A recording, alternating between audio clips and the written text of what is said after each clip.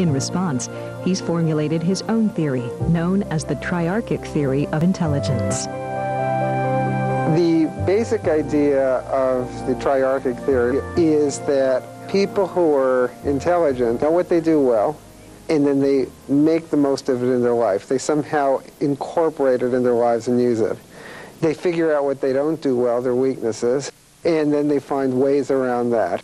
I believe that one of my strengths is that I know what it is that I don't know, and I try to use the resources around me. Many of the people that work with me, for example, have skills in particular areas that are much stronger than mine, and I enjoy that because I know that I can go to that individual and ask a question about something that I don't know too much about. The triarchic theory focuses on three critical areas: analytical ability, creative intelligence, and practical intelligence.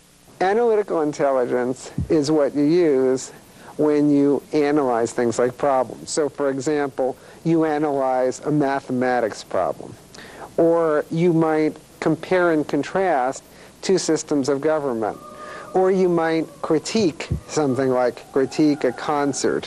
What did you like about it? What didn't you like about it? Why?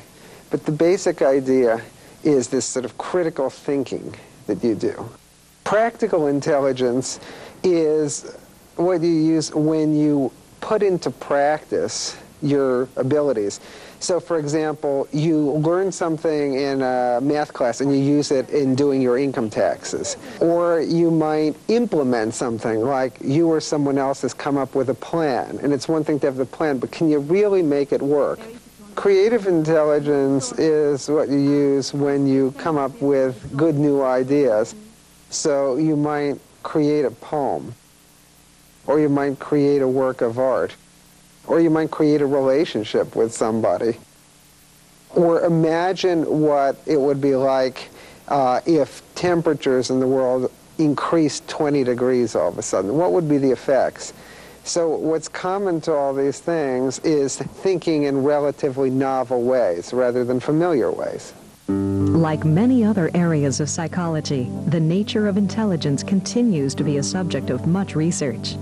However, of all the questions surrounding human intelligence, none is more controversial than the question of its origins. What would happen if we took newborn twins and placed one in Los Angeles and one in Nepal? Would their genetic makeup predispose them for success in one environment and failure in the other? Or do their chances of survival simply depend upon their ability to adapt and learn from the environment in which they are placed?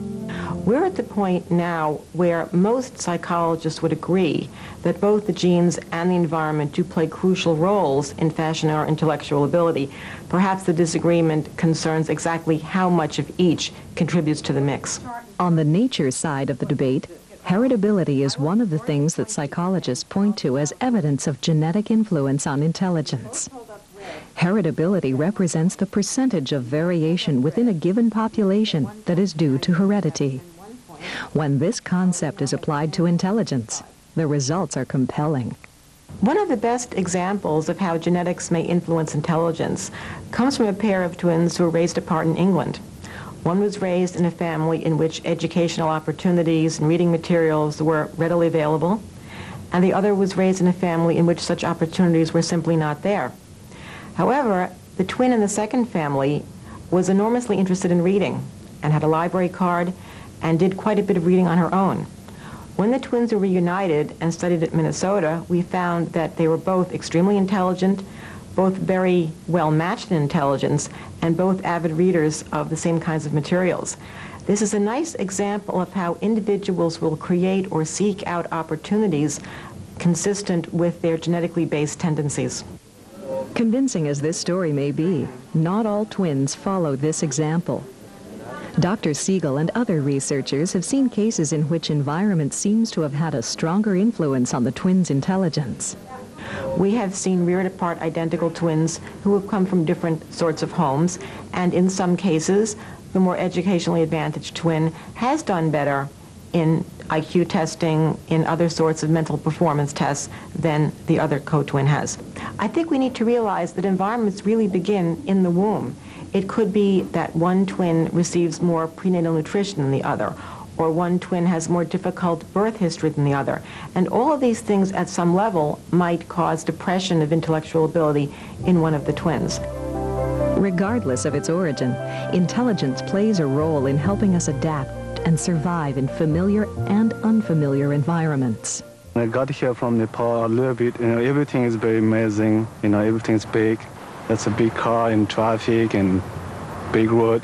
Because we don't have that. Because we actually, where I live is I have to walk. So we don't drive. So that's everything is very different. If I was to be stuck on a mountainside somewhere, then the only thing that I could hope would help me is that the ability to try to be resourceful, to try to kind of assess the situation and figure out what resources I had around me, either in terms of equipment or people that might be able to help. I suspect that I would not fare very well in that situation, however. And so, the debate about intelligence continues. What is it? Can it be measured? And what factors influence it? Although the answers to these questions vary amongst different people and cultures, one thing is certain. The many ways in which intelligence manifests itself makes our world a very interesting place.